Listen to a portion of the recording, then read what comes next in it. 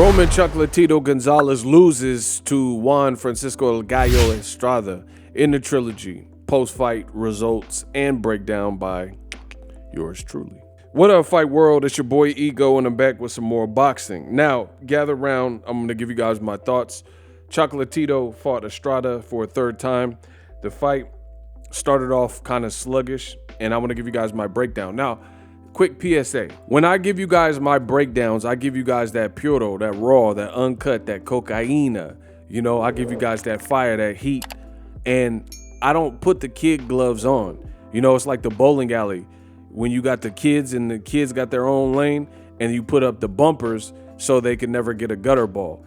If you come to my channel, then you can get a gutter ball. You got to bowl the regular way, you know, because I'm not here to put the kid gloves on and sugarcoat and tell y'all a bunch of filth, flooring, and filth. Chocolatito lost. I thought he lost in the fight. The DAZN commentary, we just going to jump right into the mix. DAZN commentary proves yet again to be the worst in all of boxing. Their live calling of fights, it's never what you see for the end result, and they really try to paint a narrative. For starters, I thought Juan Fransciso Estrada came out very sharp. He was just boxing. He was boxing, picking his shots, punches and bunches. And I'm talking about the first half of the fight. The first 7 rounds, actually. So not just the first 6 rounds, the first 7 rounds, to the point where Chocolatito, it looked like he wasn't even involved in the fight. And it's funny, if you guys check me on my Twitter, I had mentioned when they were doing the introductions and just did the national anthems and that type of stuff, Chocolatito looked sleepy. Like he looked like almost disinterested. And I tweeted that before the fight started. I said, Chocolatito, he looks sleepy. You know, like him's a little sweepy. He looked tired or whatever. And that's exactly how he performed for the first 7. Now, I will give him credit, Chocolatito, at about round 8 and not a round before. Round 8 is when Chocolatito came alive and he did show heart and some of the things that people are used to, mostly offensively, from seeing from Chocolatito, right? But the thing is this, I don't do the revisionist history. Either you won a fight or you lost. You got to take all your emotions and national pride and who you like better and favoritism and put that in a bottle and shove it up and you guys know what I'm talking about. Because that's not how you score boxing. You got to take all of that other extra stuff and throw it out the window and score the fight objectively if you want to be a real, boxing commentator that gets respected. Now, again, you look at, go follow me on Twitter when I'm doing my round by rounds in the fight. What I said actually happens. Tim Cheatham, he's horrible. He's telling you by his name what his intent is. Tim Cheatham. He can't wait to cheat him. The fight, again, I'm not putting kid gloves off. Chocolatito, he very much so reminded me of Lomachenko, another fighter that old media praises, and the Lomachenko performance specifically I'm talking about is Lomachenko versus Teofimo Lopez. Lomachenko came out and he fought Teofimo almost like he was afraid of Teofimo, like he couldn't adjust, like he didn't know what to do, right? I don't care about all the excuses and shoulder injuries and all that. What I seen for 6 rounds, Teofimo got off on Lomachenko, right? Very much the same case, but +1, 7 rounds. For 7 rounds, Chocolatito looked disinterested, he looked lethargic, and he looked sluggish.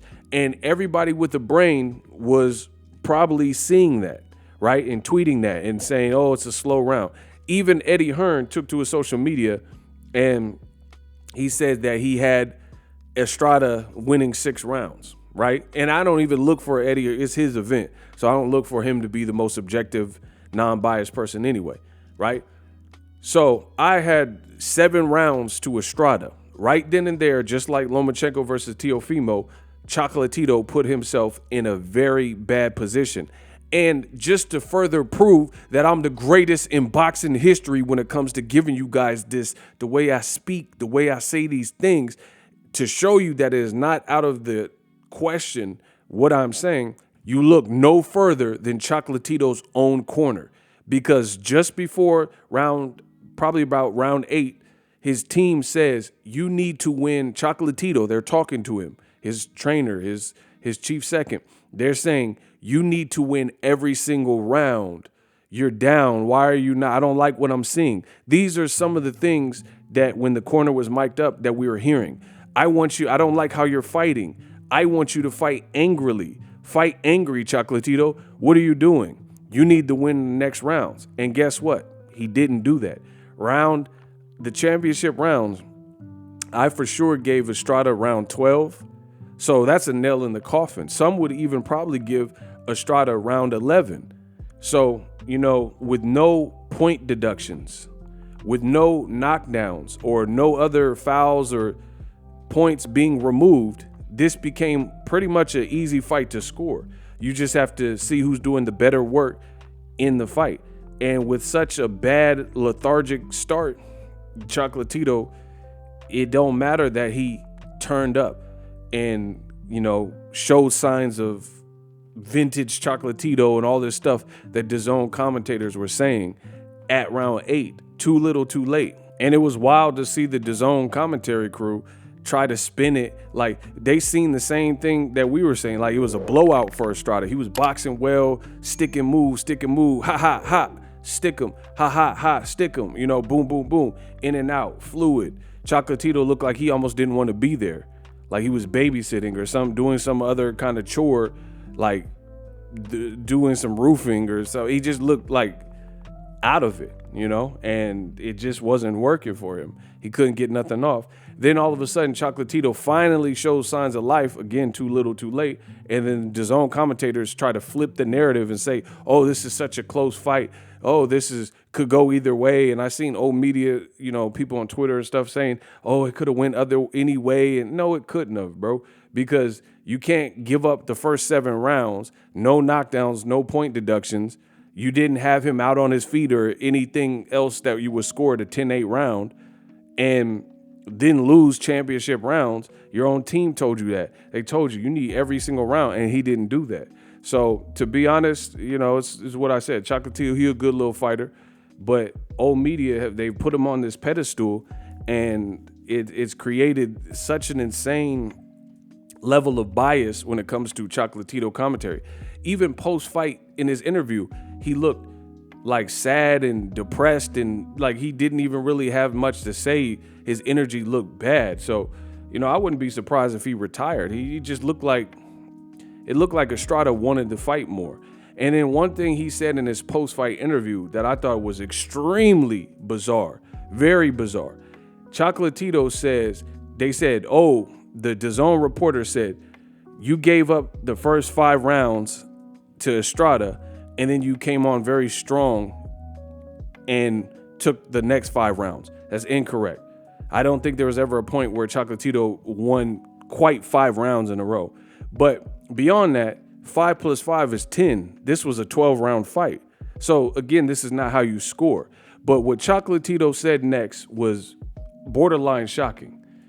So the reporter was basically saying you were dormant in the first half of the fight, and then you finally started showing signs of life, which is exactly what I'm telling you, without the kids' gloves, without the bias, being objective.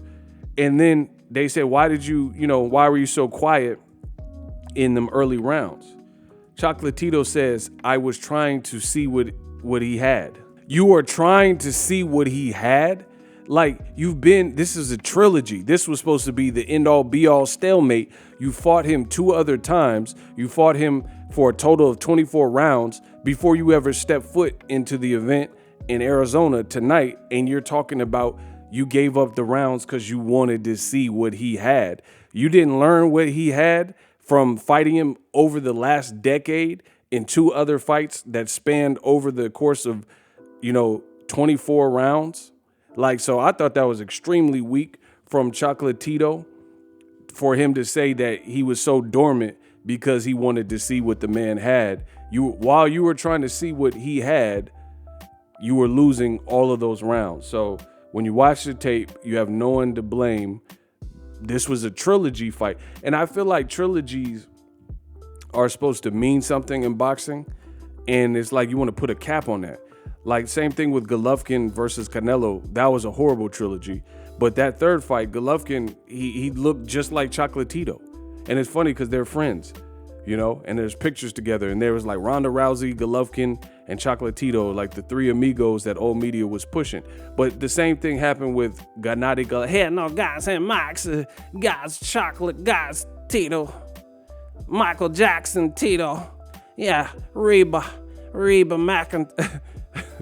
Janet Jackson, guys. He did the same thing with Canelo in the third fight. You can't give up 8-9 rounds and let someone abuse you and then show signs of life and think you're going to win the fight unless you could stop them or drop them a gang of times. You're just creating an early hole. So just like Triple G in the trilogy with Canelo, hey, payday, just like Lomachenko in his first fight and only fight with Teofimo, you just can't dig that type of hole and expect to easily get out of it. So I thought Chocolatito lost. I don't kill the noise. I don't care what nobody's talking about. That's what I seen. He lost. He deserved to lose. He came out too slow. And for a trilogy, you would and all the praise that Chocolatito gets, you would really expect more vigor from him. He just looked like he almost didn't even want to be there, which I thought was the most bizarre. So you can listen to me, you can listen to Zone, horrible commentary and how they were trying to spin it. They watched the man look very lifeless for the first half, and he was getting picked apart and outboxed. And then he showed signs of life, and then they try to press the button and tell you that this is such a close fight that could go either way. That is not how it works. The only way that would happen like that is if you can get a stoppage or, you know, you get some points shaved off of the other person by knockdowns or via, you know, they get a foul or whatever. So congratulations to Juan Fransciso El Gallo Estrada. I thought he was the rightful winner. And funny enough, I keep it real. I keep it a buck like a dollar store. I thought Estrada lost the second fight. I thought he won the first fight. They didn't give it to him, gave it to Chocolatito. Then I thought he lost the second fight, but they gave it to him, and I thought that was Chocolatito's fight. But the trilogy, he actually earned that. There was no controversy. The fight wasn't as close as people. I mean, Chocolatito showed heart and made it a bit closer, but not to the point where you didn't know who won at the end of the fight. Not in a 12-round fight. It would have been worse if it was a 10-round fight because that's 2 less rounds. But those 2 championship rounds, that's what they're there for, and that rightfully decided Estrada as the winner. And he just looked like he had more steam. He was fresher, and he was just more put together. Chocolatito talking about, I wanted to see what he had. Well, now you know what he had, and now you have another L. DAZN got to also step up their production because in the 12th round, Estrada was getting off, landing shots on Chocolatito, and it said it had like 8 or 9 seconds left on the timer on the screen, and then it said ding, ding, ding, and the round ended. So it's like, what, did we just burn off 10 seconds off the clock, or is your timer wrong? This also happened with Joshua Usyk Part 1. So DAZN, it's a paid subscription model, but then they can't even sort these type of things out where Estrada's getting off, and I look to those cues. HBO, Boxing, Showtime, they never do this. Fox, they never do this, where you look for visual cues as an advanced watcher of boxing, and it says 10 seconds on the clock, and you thinking there's 10 seconds, and then Estrada happened to be landing some good combinations, and then all of a sudden it's ding, ding, ding. I'm like, what happened? What about the rest of the 8 seconds? So DAZN got to figure that out. Drop your thoughts in the comment section, and I'm out. Introducing Super Thanks. Right here on the official Boxing Ego YouTube. Super Thanks allows you, the viewers, to show a little bit of extra gratitude, which enables me as a full-time content creator to push out the content you need in the world of boxing. Underneath all the videos, you will see a heart with the $sign in it. You can enter any amount that you find suitable as a super thanks. A brand new interactive and colorful way to get your comments highlighted and noticed by not only myself, but other people on the YouTube platform. Super thanks, a unique and cool way to show and applaud us full-time content creators. Hopefully you guys enjoy the content. Super thanks. The future is now. The Hibernation 5s by Kenichi Bear. Hybrid gaming and lifestyle headphones. Out of the box, you can connect to any console or PC. Bluetooth ready with a low latency USB adapter. color RGB, and extreme bass mode. The Hibernation 5s adjust to you. Whether you need a gaming, travel, gym, or lifestyle headphones, the Hibernations got you covered. The new Hibernation 5s, link in the description. Customize the way you hear the world. Welcome to the nation. Are you tired of your YouTube videos not getting any views? Well, consider TubeBuddy. I've used TubeBuddy for years to scale up my YouTube channel. Now we're sitting over 200,000 subscribers. TubeBuddy is a browser extension that offers a ton of built-in productivity and time-saving services to take your channel to the next level. Use my link in the description to get started with TubeBuddy and level up your channel faster. We working.